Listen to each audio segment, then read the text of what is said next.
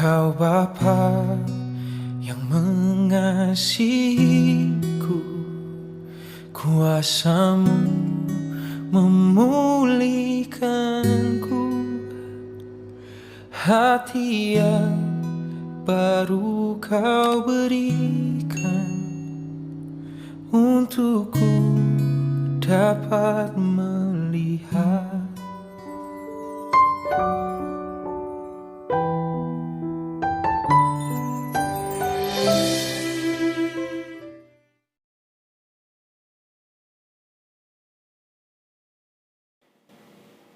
Shalom, selamat pagi Bapak Ibu Saudara yang dikasih Tuhan. Mari sebelum kita bersama-sama untuk kita boleh belajar, kita boleh merenungkan kembali setiap kebenaran firman Tuhan pagi hari ini. Mari kita datang, kita berdoa, kita memohon bimbingan kepada Tuhan. Mari kita akan berdoa.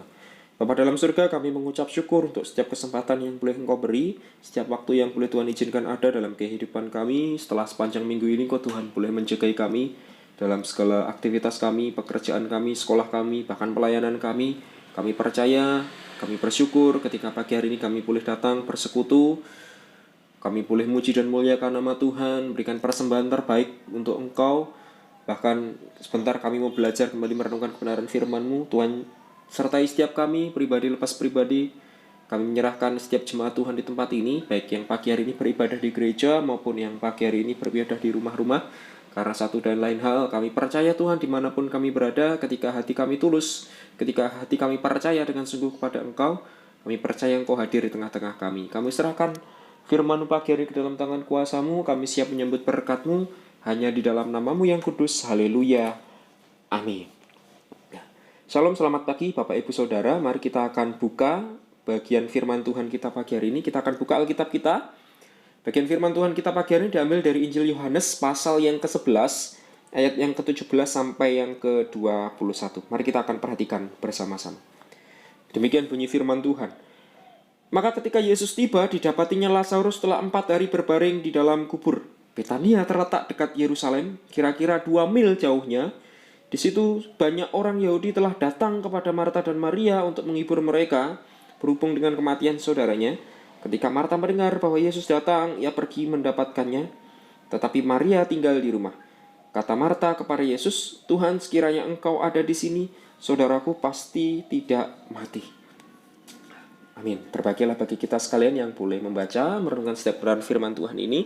Biarlah firman Tuhan ini nantinya boleh melekat dalam hidup kita, menjadi dasar dalam kehidupan kita untuk hidup lebih berkenan kepada Tuhan. Bapak Ibu Saudara, dalam kehidupan kita di dunia ini, saya sering katakan bahwa tidak ada manusia yang sempurna. Dalam artian, sempurna bebas dari yang namanya tantangan dan problema dalam kehidupan kita. Entahkah itu masalah dalam pekerjaan, entahkah itu mungkin dalam studi kita, entahkah itu berbicara soal sakit penyakit dalam kehidupan kita. Saya rasa setiap kita yang tinggal di dunia pernah merasakan ini semua. Nah, ini menunjukkan bahwa kita ini manusia yang terbatas, bahwa kita ini manusia biasa, kita bukan orang yang sempurna, tidak ada yang sempurna kecuali Tuhan kita. Nah, seringkali pula kita pernah mendengar, saya yakin dan percaya setiap kita pernah mendengar ada ungkapan, ada istilah, bahkan mungkin kita pernah mengungkapkan hal ini. Ada istilah nasi sudah menjadi bubur. Apa makna dari istilah nasi sudah menjadi bubur? Ini bukan berbicara soal makanan, bukan berbicara soal nasi, bukan berbicara soal buburnya, enggak, tetapi nasi yang sudah menjadi bubur ini berbicara soal keadaan, Saudara. Seringkali ketika seseorang menghadapi satu keadaan, ketika sudah mencapai klimaksnya di titik tertentu dan itu sudah terjadi, seringkali ungkapan ini seringkali keluar, enggak sedikit banyak orang mengeluarkan ungkapan ini. Nasi sudah menjadi bubur. Artinya sudah terlanjur, wis kadung. Kalau sudah terlanjur, wis kadung, wis gak iso diowahi, sudah tidak bisa diperbaiki. Ini menjadi pemikiran orang-orang, Bapak Saudara. Seringkali itu yang terjadi. Nah, pemberitaan firman Tuhan pagi hari ini berbicara tentang ketika Tuhan Yesus datang kepada Marta dan Maria untuk membangkitkan Lazarus.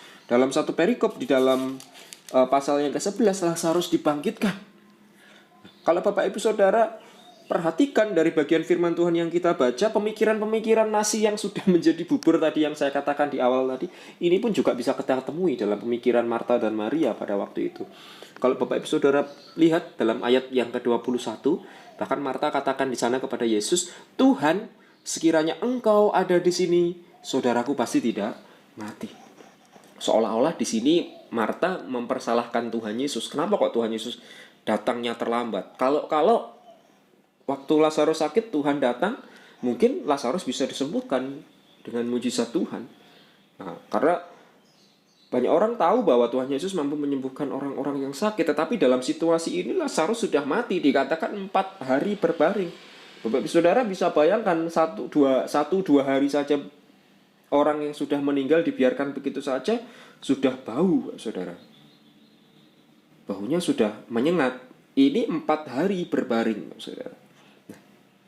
Tapi seringkali Bapak Saudara ini menjadi pembelajaran dalam kehidupan kita, bahwa apa yang kita pikirkan ini berbeda dengan cara pandangnya Tuhan kita. Apa yang kita pandang baik belum tentu baik menurut Tuhan. Apa yang bahkan mungkin kita pandang tidak baik, belum tentu Tuhan juga berpikir itu tidak baik untuk kehidupan kita. Tuhan bisa pakai sesuatu apapun itu dalam kehidupan kita untuk mengingatkan kita. Nah, begitu pula bagian firman Tuhan pagi hari ini. Sorry untuk kita boleh belajar bahwa segala sesuatu di bawah kolong langit ini semua ada dalam kendali Tuhan. Mungkin segala sesuatu terbatas dalam kehidupan kita. Mungkin segala sesuatu tidak semuanya bisa kita kerjakan, tidak semuanya bisa kita lakukan. Tapi Tuhan kita tidak terbatas, Saudara. Kalau manusia katakan, oh nasi sudah menjadi bubur, sudah terlambat, sudah terlanjur. Tidak ada kata terlambat buat Tuhan. Ketika Tuhan berkehendak, segala sesuatu yang mustahil itu bisa terjadi. Mungkin mustahil bagi kehidupan kita sebagai setiap orang, tetapi bagi Tuhan tidak ada yang mustahil. Bapak Ibu Saudara, melalui bagian firman Tuhan ini saya rindu untuk kita boleh memahami cara Tuhan untuk menolong setiap umatnya. Cara Tuhan menolong setiap kita, setiap orang percaya memang tidak dapat dipahami secara logika. Saya sering katakan bahwa seringkali cara pandang Tuhan itu berbeda 180 derajat dari cara banyak orang berpikiran, dari cara banyak orang melakukan segala sesuatu. Kita bisa lihat dari pengajaran-pengajaran Tuhan. Kita bisa lihat dari cara-cara Tuhan. 3,5 tahun pelayanan Tuhan di dunia bukan waktu yang singkat, Saudara. Banyak hal dapat kita petik, dapat kita pelajari. Nah, kita bisa melihat bahwa cara Tuhan menolong orang-orang percaya ini memang tidak dapat dipahami secara logika. Kadang perkara yang kita pikir mustahil terjadi ternyata tidak bagi Tuhan. Dan itu bisa terjadi dalam kehidupan kita, setiap orang percaya. Kuncinya apa? Kita hanya perlu percaya. Kita hanya bisa percaya dan berharap kepada Tuhan. Percaya dan berharap ini satu paket yang harus ada dalam kehidupan kita, setiap anak-anak Tuhan. Tidak boleh hilang, tidak boleh digadekan, tidak boleh digantikan yang lain. Percaya, berharap bahwa waktu Tuhan itu tidak terlalu cepat dan juga tidak terlalu terlambat. Makanya dikatakan waktunya Tuhan itu paling tepat dalam kehidupan kita. Pertolongan Tuhan selalu datang tepat pada waktunya. Ini sudah tidak bisa diganggu gugat, ya Saudara. Nah, kalau kita perhatikan dalam kisah Yohanes pasal 11, bagian firman Tuhan yang kita baca tadi, secara khusus di ayat 17 sampai yang ke-21, kita dapati bagaimana peristiwa itu terjadi ketika Lazarus meninggal. Bahkan dikatakan dalam ayat 17 sudah 4 hari berbaring, Saudara. Dalam kisah Yohanes 11 ini, Maria, Marta punya seorang saudara bernama Lazarus, Saudara. Mereka adalah sahabat-sahabat Yesus, bukan orang-orang biasa. Mereka sahabat-sahabat Yesus yang tinggal di Betania. Tidak terlalu jauh dari Yerusalem pada waktu itu. Satu hari mereka memberikan kabar kepada Tuhan Yesus bahwa seorang yang dikasihi Yesus, yaitu Lazarus, sedang sakit. Dengan harapan Tuhan datang, Tuhan mampu menyembuhkan, Lazarus boleh kembali pulih, Lazarus boleh kembali sembuh.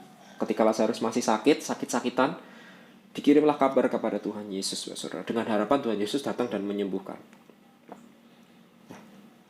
Saudara, sebenarnya Tuhan Yesus bisa saja langsung menuju ke Betania, karena jarak Yerusalem dan Betania waktu itu sesungguhnya tidak terlalu jauh. Dikatakan dalam kitab suci hanya 2 mil, kira-kira 2 mil, Saudara. 2 mil Kira-kira seperti itu. Bisa saja dia langsung datang menuju ke Betania. Jaraknya tidak begitu jauh, dapat dicapai hanya dalam waktu beberapa jam saja. Tetapi kok dalam ayat 17 dikatakan Lazarus sudah mati berbaring selama 4 hari. Artinya waktu itu Tuhan Yesus tidak langsung datang ke Betania, padahal bisa ditempuh beberapa jam saja. Kenapa kok seperti itu? Saudara, Tuhan Yesus sengaja menundanya selama beberapa hari. Kenapa kok sengaja menundanya beberapa hari? Bahkan dikatakan ketika Tuhan Yesus sampai di sana, mereka mengatakan bahwa Yesus sudah terlambat. Tuhan sudah terlambat. Lazarus dikatakan sudah berbaring 4 hari dalam kubur. Secara manusia, hal tersebut sudah sangat terlambat, Bapak Saudara. Jangankan 4 hari, 1 hari saja, 2 hari saja sudah bau, Bapak Saudara, biasanya. Sudah membusuk. Secara manusiawi itu sudah sangat-sangat terlambat. Tetapi bagi Tuhan tidak ada kata terlambat. Nah, bagian firman Tuhan ini yang penting kita pahami. Di dalam Tuhan tidak ada kata terlambat, saudara. Saudara, sesungguhnya pengajaran-pengajaran firman yang boleh kita terima sepanjang minggu ini, sepanjang pekan-pekan yang lalu, belajar tentang bagaimana pengenalan kita akan Tuhan, ini semakin meneguhkan dalam kehidupan kita untuk mencari rancangan Tuhan dalam hidup kita, untuk memahami maksud Tuhan, mengerti rencana Tuhan dalam kehidupan kita. Bahwa di balik segala persoalan, bahwa di balik segala tantangan yang terjadi dalam kehidupan kita, ada maksud Tuhan. Begitupun dalam situasi yang dihadapi oleh Marta dan Maria ketika Lazarus mati. Ketika Lazarus sakit, kirimkan kabar kepada Tuhan Yesus dengan harapan Tuhan datang menyembuhkan Lazarus. Tetapi ternyata lewat 4 hari Lazarus dikuburkan, baru Tuhan Yesus datang. Bukan satu kebetulan. Tapi memang Tuhan Yesus sengaja melakukan itu. Sengaja menunda selama beberapa hari. Ingat bahwa segala sesuatu yang Tuhan lakukan selalu ada maksud di balik itu semua.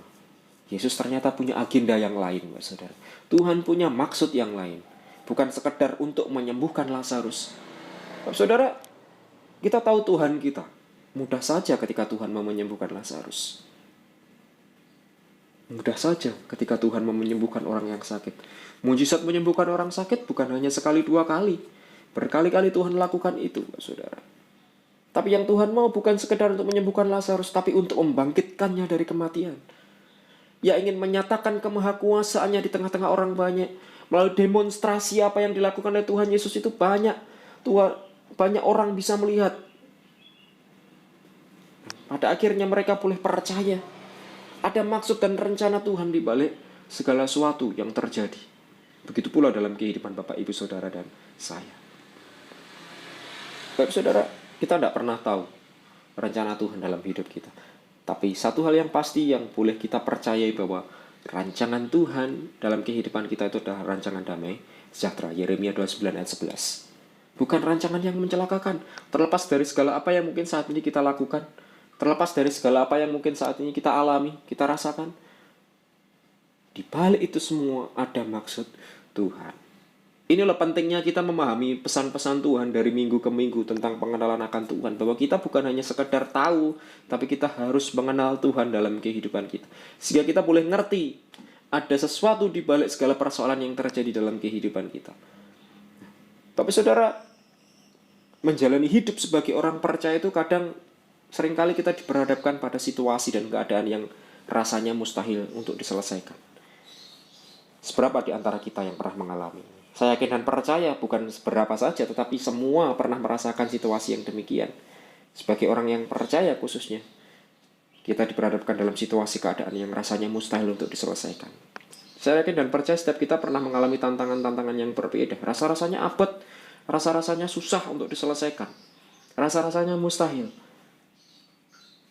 Seperti halnya Marta dan Maria yang awalnya merasa Yesus kok menyepelekan pemberitaan mereka tentang sakitnya Lazarus. Kok Tuhan Yesus ketika sudah mendengar berita itu kok tidak langsung datang, padahal jaraknya cuma 2 mil. Padahal bisa saja ditempuh berapa jam saja, tapi kenapa kok harus menunggu setelah Lazarus mati 4 hari? Kok sepertinya Tuhan Yesus menyepelekan pemberitaan tersebut sehingga berakibat meninggalnya Lazarus. Bapak Saudara, apa yang bisa dilakukan jika seorang sudah meninggal? Mungkin kalau sakit masih bisa disembuhkan, beban berat mungkin masih bisa selesaikan. Tapi ketika sudah berbicara tentang kematian, apa yang bisa dilakukan ketika seorang sudah meninggal, saudara? Bukankah hal ini seringkali tertanam dalam benak dan pikiran manusia sebagai orang yang percaya, saudara, bahwa segala sesuatu sepertinya sudah terlambat, dan apalagi yang dapat dilakukan? Saudara, pertanyaan besar ini mungkin masih terngiang-ngiang dalam benak orang-orang pada waktu itu. Betulkah sudah terlambat sehingga tidak lagi bisa dipulihkan? Karena ketika berbicara kematian sudah berbicara soal nyawa, Bapak Saudara ya. Tapi satu hal yang harus kita pahami, Bapak Saudara. Kuncinya adalah pengenalan akan Tuhan. Ketika kita tahu, ketika kita mengenali Tuhan kita, tidak ada yang mustahil bagi Tuhan ketika Tuhan sudah berkehendak. Bapak Saudara, ini yang menjadi pesan Tuhan bagi kita pagi hari ini. Saya rindu untuk kita boleh belajar, kita boleh semakin mengerti, kita boleh semakin mengenal, menyelami maksud Tuhan dalam kehidupan setiap kita. Ketika saat ini mungkin kita sedang berada dalam posisi yang sulit untuk memperbaiki apa yang sudah terlanjur terjadi dalam hidup kita. Saya tidak pernah tahu apa yang Bapak Ibu Saudara alami, saya tidak pernah tahu apa yang Bapak Ibu Saudara rasakan saat ini. Saya yakin dan percaya setiap kita punya porsi yang berbeda, punya takaran yang berbeda, punya tantangan masalah yang berbeda dalam kehidupan kita. Ketika saat ini kita sedang dalam posisi yang sulit untuk memperbaiki apa yang sudah terlanjur terjadi, wes kadung, merasa seolah-olah rasanya terlambat untuk memulai kembali sesuatu yang sudah gagal, sudah tidak bisa diperbaiki lagi, rasa-rasanya sudah terlambat, sudah tidak bisa ditata lagi. Ketika hati kita sudah merasa percuma untuk dapat meningkatkan mungkin dalam pekerjaan kita, kinerja kita lagi. Ketika kita sudah merasa terlalu sulit untuk dapat berubah, atau merasa diri sudah tidak ada yang mempercayai lagi, dan apapun itu terjadi dalam kehidupan kita saat ini, melalui pesannya pagi hari ini, melalui pesan Tuhan pagi hari dengan jelas, saya mengatakan bahwa tidak ada kata terlambat di dalam Tuhan. Peristiwa kebangkitan seorang Lazarus menunjukkan kepada kita bahwa mujizat itu masih ada, bahwa tidak ada kata terlambat di dalam Tuhan. Mungkin itu mustahil dalam kehidupan kita, pasti mustahil, karena kita manusia yang terbatas. Tapi di dalam Tuhan tidak ada yang mustahil, tidak ada kata terlambat di dalam Tuhan. Jika ini ada di antara, mungkin saat ini ada di antara kita yang sedang dalam posisi seperti itu, diperhadapkan dengan situasi yang sulit, mungkin sakit penyakit, apapun itu, Bapak Saudara, saya katakan jangan menjadi tawar hati dan merasa wis percuma saja aku ada di titik ini. Bapak Saudara, ini loh pentingnya pengenalan akan Tuhan. Ketika kita mengenali Tuhan kita dengan baik, ketika kita mengenali Tuhan kita dengan sungguh-sungguh, maka saya yakin dan percaya kita akan mengetahui bahwa Tuhan selalu punya rencana yang luar biasa atas hidup kita. Tuhan selalu punya rencana yang luar biasa atas hidup Bapak Ibu Saudara dan saya, terlepas apa yang saat ini Bapak Ibu Saudara rasakan. Nah, Bapak Ibu Saudara yang dikasih Tuhan, mujizat dibangkitkannya Lazarus dari kematian seperti dianggap sebagai tanda tertinggi dibandingkan dari mujizat-mujizat lainnya yang tercatat, Bapak Saudara. Karena apa? Karena apa yang didapat dilakukan kepada seorang yang telah meninggal, Bapak Saudara. Ketika seorang sudah meninggal, apa yang dapat dilakukan, Bapak Saudara? Sudah tidak ada. Jantungnya sudah berhenti berdetak, badannya sudah dingin, sudah tidak bisa apa-apa. Apa yang bisa dilakukan kepada seorang yang telah meninggal, Bapak Saudara? Tapi Lazarus Tuhan bangkitkan, Bapak Saudara. Banyak orang mungkin berpikir ketika sudah diperhadapkan dengan kematian, sudah tidak ada bisa lagi yang kita harapkan selain rasa ketidakberdayaan. Tidak ada lagi yang dapat diucapkan selain kata sudah terlambat, sudah terlambat. Tapi yakinlah dan percaya, melalui peristiwa Lazarus ini kita diingatkan kembali bahwa Tuhan kita Tuhan yang luar biasa, Allah kita Allah yang luar biasa. Di dalam Kristus tidak ada kata terlambat. Terlepas apapun yang saat ini Bapak Ibu Saudara rasakan, kuncinya apa? Percaya dan berserah kepada Tuhan. Nah, Bapak Ibu Saudara, melalui bagian firman Tuhan pagi hari ini ada beberapa hal yang perlu kita pahami melalui pesan Tuhan pagi hari ini, sehingga dalam kehidupan kita, dalam kehidupan kekristenan kita, kita yakin bahwa di dalam Kristus selalu ada pengharapan dan kesempatan baru. Tidak ada yang mustahil di dalam Tuhan. Apa yang harus kita pahami, Bapak Saudara? Sungguhnya kita harus memahami, berbicara tentang pengenalan kita akan Tuhan. Ketika kita sudah mengenal Tuhan lebih dalam lagi, kita akan memahami bahwa dalamnya kasih Tuhan itu sungguh luar biasa dalam kehidupan kita. Memahami dalamnya kasih Tuhan dan tangkap rencana besar Tuhan di balik semua yang terjadi. Terlepas dari apapun yang saat ini mungkin kita alami, apapun yang saat ini kita hadapi, Bapak Saudara pahami betapa dalamnya kasih Tuhan dalam kehidupan Bapak Ibu Saudara dan saya. Ketika Bapak Ibu Saudara menyadari bahwa kasih Tuhan begitu dalam bagi umatnya, kita akan mampu menangkap rencana besar di balik semua yang terjadi. Yohanes pasal 11 ayat yang kelima katakan Yesus memang mengasihi Marta dan kakaknya dan Lazarus. Saudara, orang-orang ini bukan orang-orang biasa. Mereka orang-orang yang dikasih Tuhan.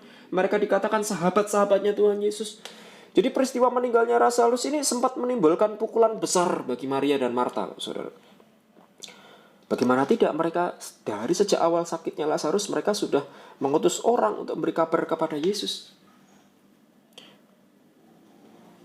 Dan mereka sudah pasti sangat berharap bahwa Yesus yang keberadaannya tidak terlalu jauh dari Betania pada waktu itu akan segera datang untuk menyembuhkan Lazarus.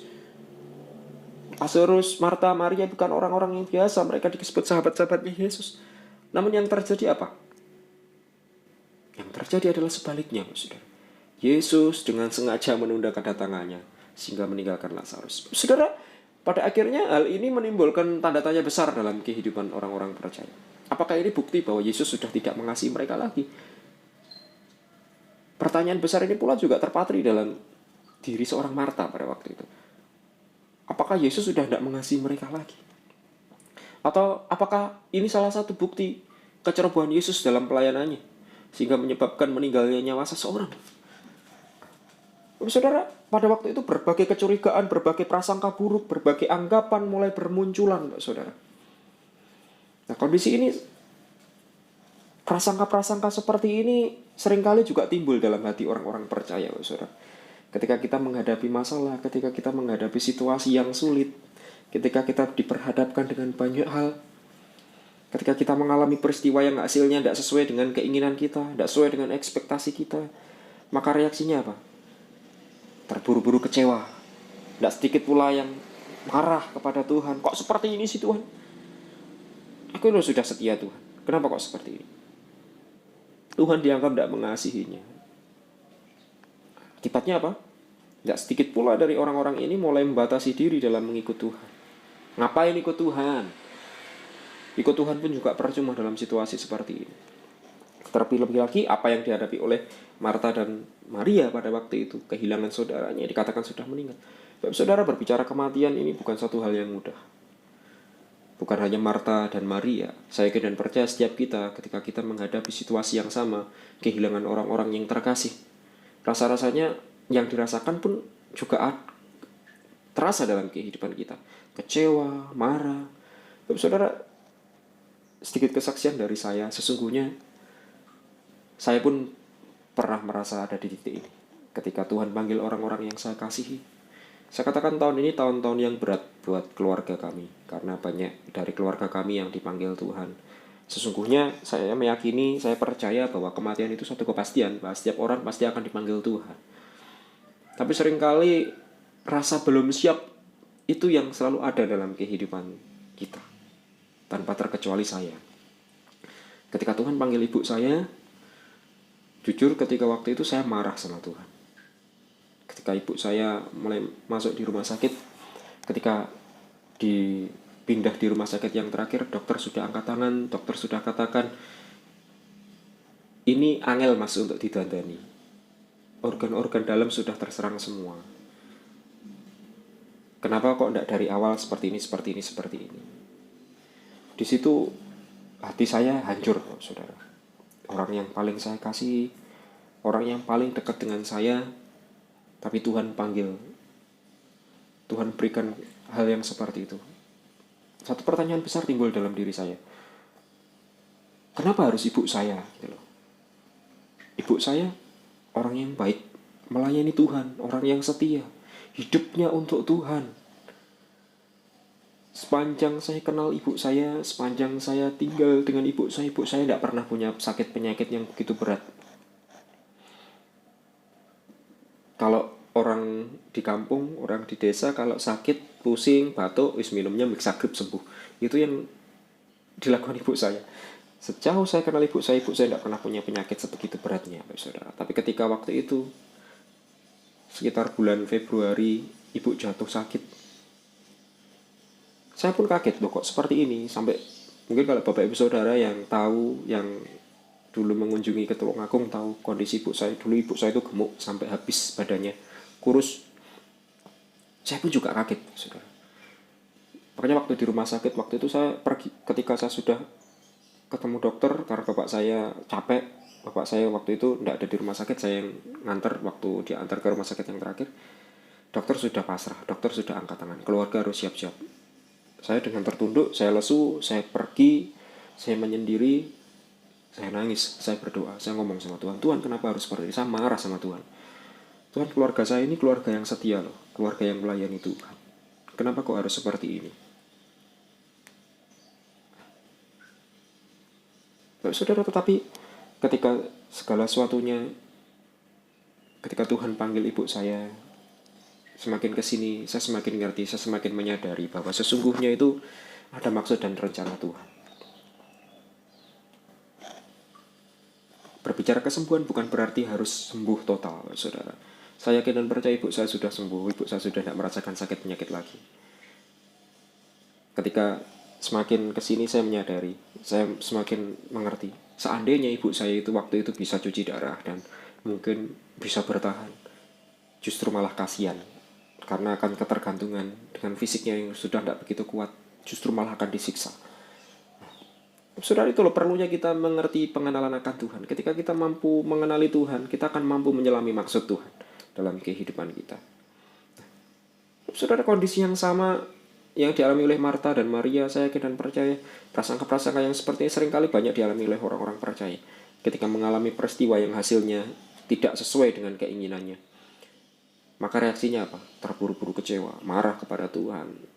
Tanpa terkecuali siapapun, bahkan mungkin itu pendeta sekalipun, saya pun pernah mengalami hal yang demikian. Tetapi itu menyadarkan saya bahwa dari situasi, dari permasalahan itu pun Tuhan ingatkan saya. Ini menjadi pengajaran penting dalam kehidupan saya, bahwa cara Tuhan itu begitu luar biasa. Mungkin kalau bukan karena cara Tuhan, mungkin ibu saya tidak mungkin bertahan sebegitu lamanya. Karena ketika dibawa ke rumah sakit yang terakhir, dokter sudah angkat tangan. Tetapi dari waktu itu, ketika dokter katakan sudah angkat tangan, ibu saya bertahan sampai 5 hari, saudara. Dari hari Jumat sampai hari Selasa dipanggil Tuhan. 5 hari bertahan, walaupun dalam situasi yang tidak sadar.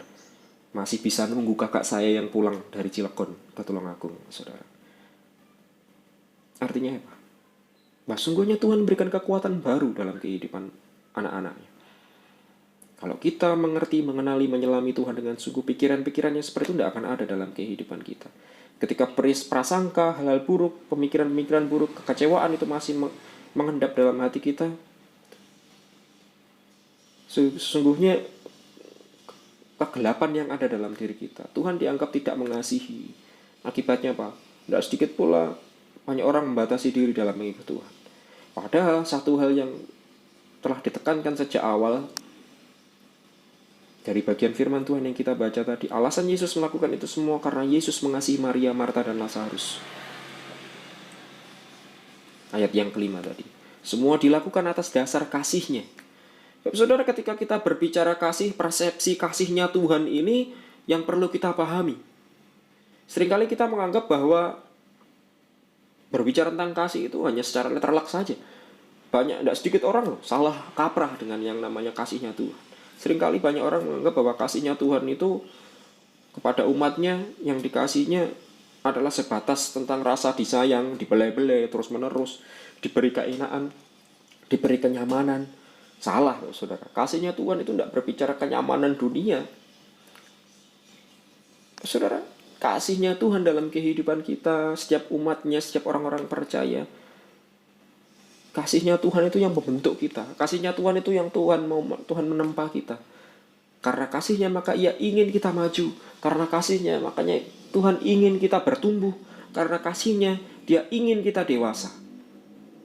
Dia ingin kita semakin hari semakin kuat, semakin teguh di dalam Tuhan. Maka saya katakan, ada iman yang harus terus-menerus bertumbuh hari lepas hari. Ini loh kekristenan yang sesungguhnya. Iman yang terus-menerus bertumbuh hari lepas hari. Nah, ini yang dibutuhkan oleh Maria, Marta, dan Lazarus.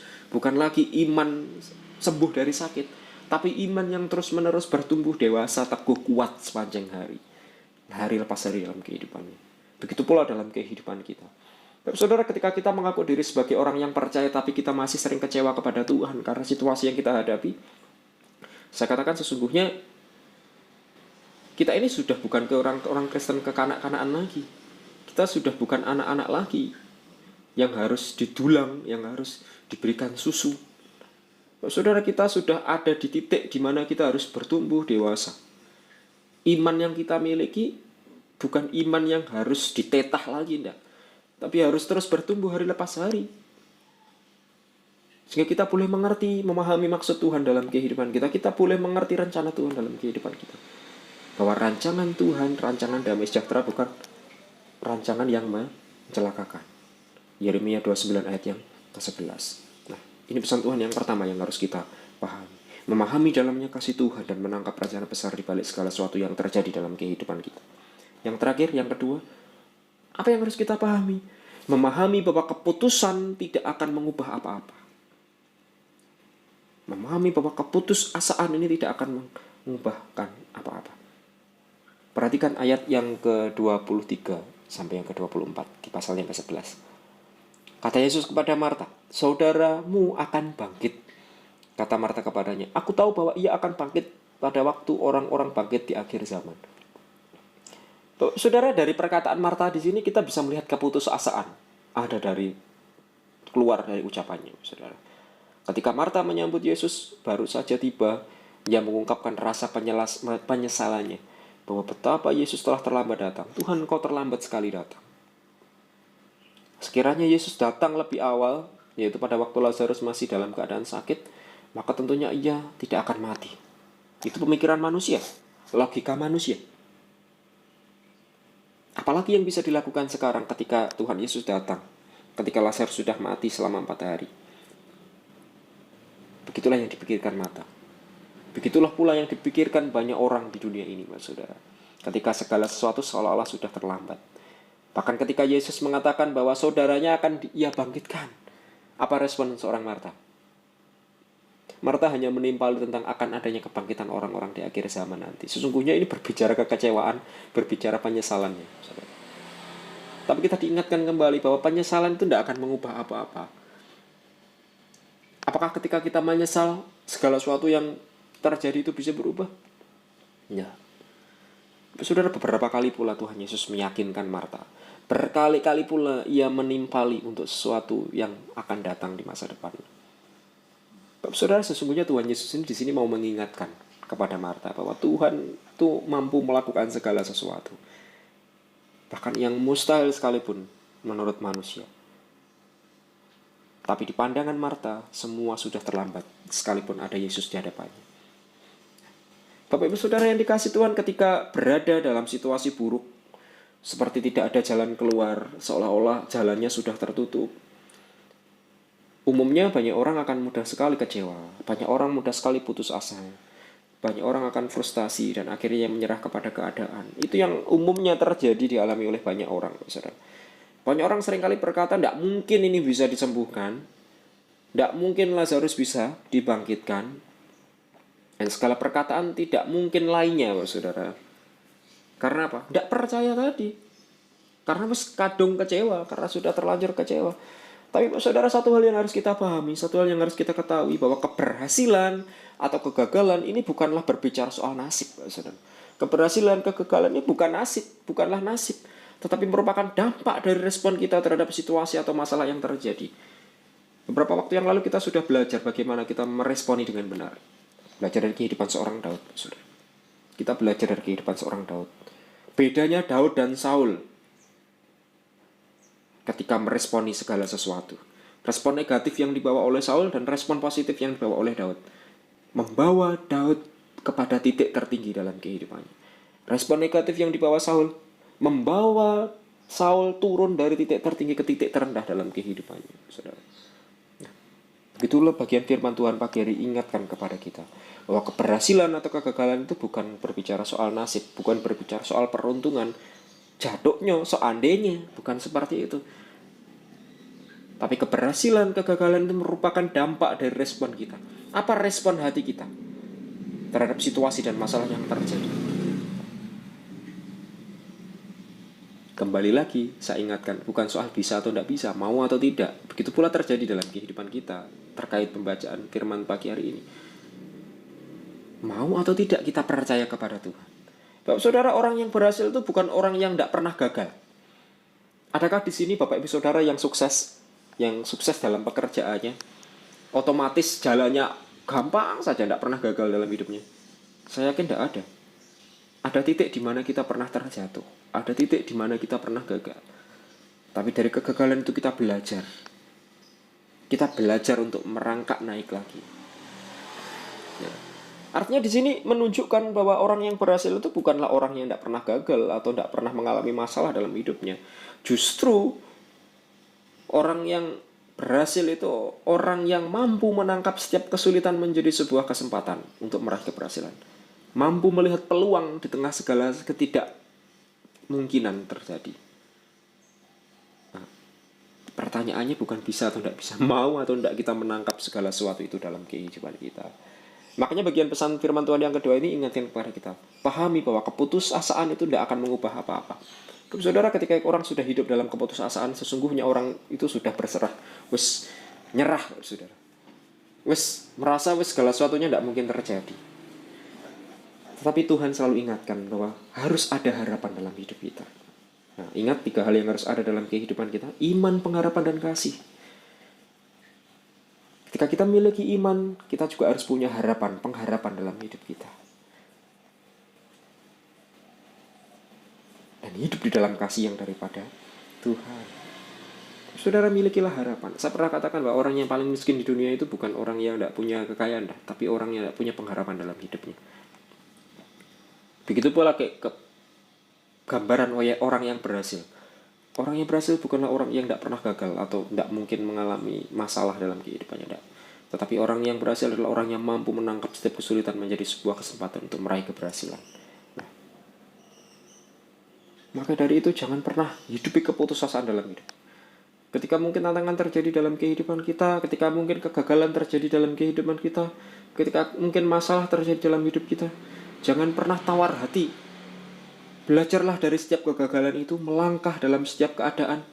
Raihlah kemenangan, lihatlah celah, lihatlah peluang dari setiap masalah yang ada dalam kehidupan kita. Yakinlah dan percaya, sesungguhnya Tuhan sedang mengulurkan tangannya di hadapan kita. Pertanyaannya adalah, mampukah kita melihat tangan Tuhan itu ada di hadapan kita atau tidak? Sejauh bagaimana pengenalan kita? Nah, mari Bapak Ibu Saudara yang dikasihi Tuhan, seharusnya pesan Tuhan pagi hari ini merupakan kabar baik bagi kita semua. Apapun yang mungkin kita anggap sulit, apapun yang mungkin kita anggap sudah terlambat, tidak mungkin bisa berubah lagi dalam kehidupan kita. Namun hari ini, pagi ini, kita diyakinkan melalui bagian firman Tuhan pagi hari ini bahwa tidak ada yang pernah terlambat. It's never too late. Tidak ada yang pernah terlambat. Tidak ada kata terlambat bagi Tuhan. Tuhan mampu mengubah segala sesuatu menjadi baru. Kuncinya apa? Percaya, berserah kepada Tuhan. Sama seperti mujizat yang dialami oleh Lazarus. Yakinlah dan percaya, segala apapun yang mungkin saat ini kita hadapi, apapun yang saat ini kita alami, serahkan segala sesuatunya kepada Tuhan. Tangkap maksud Tuhan, kenali Tuhan lebih dalam lagi. Kita akan menerima mujizat yang daripada Tuhan. Percayalah. Mujizat ini merupakan tanda bagaimana Tuhan mengasihi Bapak Ibu Saudara dan saya.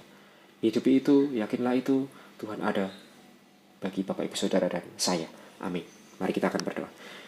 Bapak yang baik, terima kasih untuk firman yang boleh menguatkan setiap kami. Biarlah segala apapun yang mungkin saat ini sedang kami alami, masalah apapun yang saat ini kami hadapi, biarlah kami serahkan sepenuhnya ke dalam tangan kuasa-Mu. Biarlah kami boleh semakin mengenal Tuhan, sehingga kami boleh mengerti maksud Tuhan.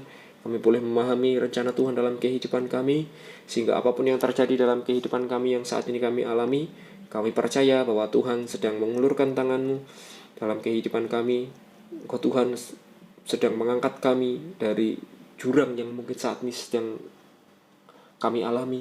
Kami serahkan sepenuhnya hidup kami ke dalam tangan kuasa-Mu. Segala apa yang saat ini sedang kami pergumulan doa, apapun itu kami bawa sepenuhnya ke dalam tangan kuasa-Mu. Kami percaya bahwa semua yang terjadi dalam kehidupan kami, semua seizin Tuhan yang terbaik Tuhan berikan dalam kehidupan kami. Kami serahkan firman-Mu pagi hari ini. Biarlah firman ini menjadi berkat dalam kehidupan kami, sukacita, berkat, kekuatan yang daripada Tuhan boleh senantiasa ada. Hanya dalam nama yang kudus, haleluya. Amin. Amin. Selamat pagi, Tuhan Yesus memberkati kita sekalian. Sebab Tuhan melindungi, Tuhan menyinari dengan wajah-Nya,